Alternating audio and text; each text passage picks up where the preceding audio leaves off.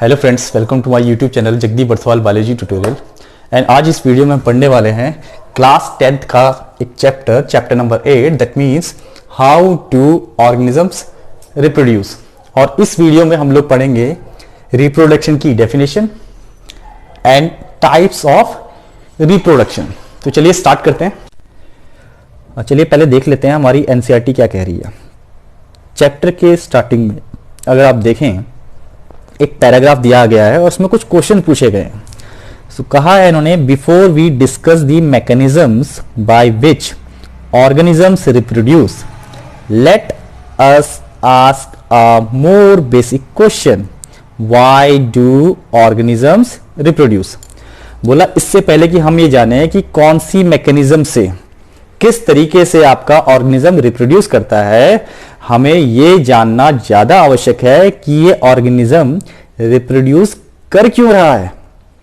ठीक है, आगे कह रहा है, after all reproduction is not necessary to maintain the life of an individual organism unlike the essential life processes such as nutrition, respiration और excretion.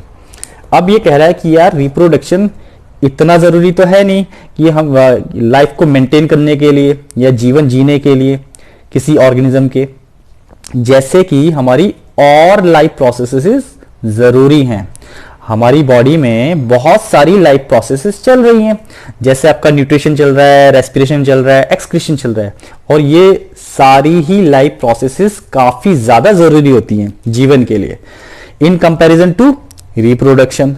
तो जब रिप्रोडक्शन इतना जरूरी नहीं है तो ये क्यों हो रहा है भाई, ऐसा क्या कारण है। आगे कह रहा है, on the other hand if an individual organism is going to create more individuals, a lot of its energy will be spent in the process.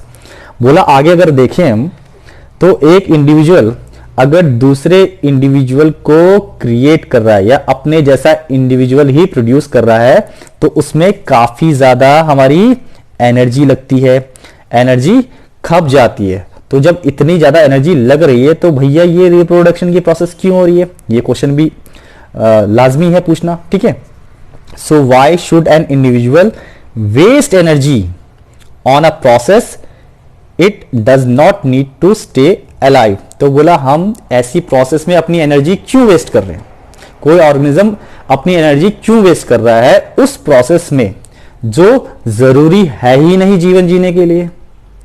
ठीक है, so it would be interesting to discuss the possible answer in the classroom. तो अभी हम इन्हीं सारी चीजों को discuss करने वाले हैं इस चैप्टर में कि भैया रिप्रोडक्शन क्यों जरूरी है, रिप्रोडक्शन होता क्या है, इसके टाइप्स क्या होते हैं। ठीक है, तो वो हम पढ़ने वाले हैं। तो स्टार्ट करते हैं हम पहले हम डेफिनेशन से। तो रिप्रोडक्शन की डेफिनेशंस क्या क्या होती हैं वो हम पहले देख लेते हैं, उसके बाद हम आगे बढ़ेंगे। चलिए बात कर लेते हैं डेफिनेशंस की। सो रिप्रोडक्शन को अगर आपको डिफाइन करना हो तो आप कैसे डिफाइन करेंगे, आप कहेंगे the production of new organisms from the existing organisms of the same species is known as reproduction।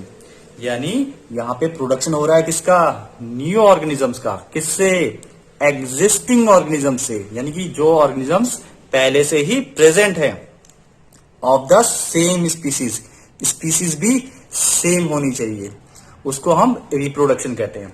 आपने देखा भी होगा, अगर हाथी है तो हाथी से हाथी का बच्चा ही पैदा होगा, ऐसा तो नहीं होगा कि हाथी शेर का बच्चा पैदा कर देगा, है ना। तो हाथी से हाथी का बच्चा पैदा होगा, तो सेम स्पीसीज भी होनी जरूरी है।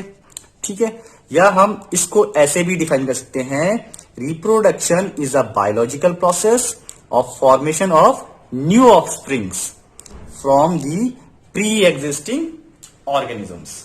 ओके, सो एक डेफिनेशन ये भी है। दोनों डेफिनेशन में से जो भी आपको इजी लगे आप उसके नोट्स बना सकते हैं, उसको एग्जाम के लिए याद कर सकते हैं। एग्जाम्पल में अगर देखें, so human being always produce human babies. आपका ह्यूमन बीइंग हमेशा ह्यूमन बेबीज को ही प्रोड्यूस करेगा। ठीक है, इसको भी ध्यान में रखना है। And sunflower seeds always produce sunflower plant.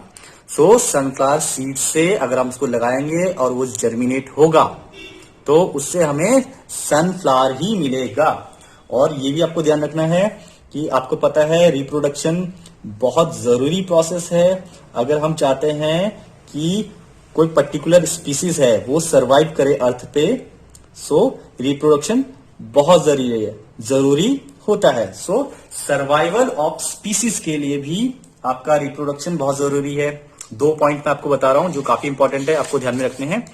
पहला कि reproduction is essential for the survival of species on this earth. ये मैंने आपको कहा कि इस अर्थ के ऊपर अगर आप चाहते हैं कोई स्पीसीज लंबे समय तक रह पाए, ये सरवाइव कर पाए, उसके लिए रिप्रोडक्शन बहुत जरूरी है। ठीक है, नेक्स्ट है the process of reproduction ensures continuity of life on earth. और ये जो रिप्रोडक्शन की प्रोसेस है वो ये भी इंश्योर करती है कि लाइफ कंटिन्यूस रहेगी इस अर्थ के ऊपर। कैसे कि सपोज करो भैया आपने कहा कोई पेरेंट्स थे, उन पेरेंट्स के जब गैमीट्स फ्यूज करे तो बेबी इस संसार में आया, बेबी का जन्म हुआ, वो बेबी आपका बड़ा हो जाएगा। और जो पेरेंट्स थे वो अल्टीमेटली वो बूढ़े हो जाएंगे, और बूढ़े होने के बाद वो मर जाएंगे। लेकिन ये जो एडल्ट हुए हैं अगेन ये रिप्रोड्यूस करेंगे तो ये भी बेबी को जन्म देंगे। सो इस तरह से एक कंटिन्यूटी बनी रहती है इस अर्थ के ऊपर लाइफ की। Okay, next type of reproduction की बात कर लेते हैं। सो जब हम टाइप ऑफ रिप्रोडक्शन की बात करते हैं, देयर आर टू टाइप्स कह लीजिए या मेथड्स कह लीजिए of reproduction in living organisms. तो बेसिकली 2 टाइप देखने को मिलते हैं। First one is asexual reproduction and second one is sexual reproduction. अब एसेक्सुअल रिप्रोडक्शन की और सेक्सुअल रिप्रोडक्शन की दोनों की डेफिनेशंस हम लोग देख लेते हैं एग्जांपल्स के साथ। ठीक है, नाउ एसेक्सुअल रिप्रोडक्शन। तो एसेक्सुअल रिप्रोडक्शन को अगर आपको डिफाइन करना हो तो कैसे डिफाइन करेंगे? आप कहेंगे the production of a new organism from a single parent without the involvement of gamete और sex cell is called asexual reproduction. यानी कि यहां पे प्रोडक्शन हो रहा है किसका? न्यू ऑर्गेनिज्म का, सिंगल पेरेंट से और बिना किसी इन्वॉल्वमेंट के या फ्यूजन के। किसके? गैमीट कह लीजिए या सेक्स सेल। गैमीट कहो, सेक्स सेल कहो, जर्म सेल कहो, एक ही बात है। सो यहां पे किसी भी प्रकार का गैमीट्स या सेक्स सेल्स इनका इन्वॉल्वमेंट नहीं होता है इस रिप्रोडक्शन में, यानी कि एसेक्सुअल रिप्रोडक्शन में। साथ ही साथ आप उसको इस तरीके से भी डिफाइन कर सकते हैं, the type of reproduction in which only a single parent is involved is called asexual reproduction.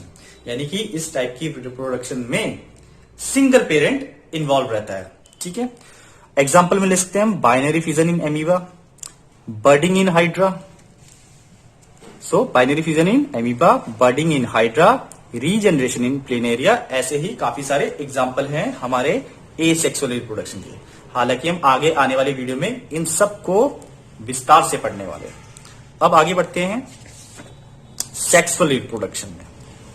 सो इसकी definition, the production of a new organism from 2 parents by making use of their gametes और sex cells is called sexual reproduction. यानी कि इस type की reproduction में production हो रहा है न्यू ऑर्गेनिज्म का, किसके द्वारा? 2 पेरेंट्स के द्वारा। यानी यहां पे 2 पेरेंट्स आपके इन्वॉल्व हैं। अब 2 पेरेंट इन्वॉल्व हैं तो उनके जो गैमीट्स हैं उसको भी यूटिलाइज किया जा रहा है। That means fusion of gamete यहां पे देखने को मिलेगा। आप गैमीट कह लो, सेक्स सेल कह लो, जर्म सेल कह लो, एक ही बात है। और इसकी एक डेफिनेशन आप ऐसे भी लिख सकते हैं एग्जाम में, the type of reproduction which involves 2 parents to give rise to an offspring is called as sexual reproduction. Okay, और ये सेक्सुअल रिप्रोडक्शन हमें कहां कहां देखने को मिलती है, किस किस ऑर्गेनिज्म में देखने को मिलती है? So first one is humans, second one is frogs, third one is cats, dogs etcetera. तो इस तरह काफी सारे एग्जाम्पल है। मैंने 4 कॉमन एग्जाम्पल लिख दिए हैं जो आप यहां पे देख सकते। तो होप आपको ये वीडियो समझ में आया होगा। इसमें जो टॉपिक बताए हैं आपको अच्छे से समझ में आए होंगे। आप लोगों से एक ही रिक्वेस्ट है, चैनल को सब्सक्राइब कीजिए, शेयर कीजिए, लाइक कीजिए। उसका कोई पैसा नहीं पड़ता है, वीडियो बनाने में काफ़ी मेहनत लगती है। सो होप आप निराश नहीं करेंगे मुझे। तो मिलते हैं अगले वीडियो में, इसी चैप्टर को कंटिन्यू रखेंगे। सो मिलते हैं अगले वीडियो में, तब तक के लिए बाय।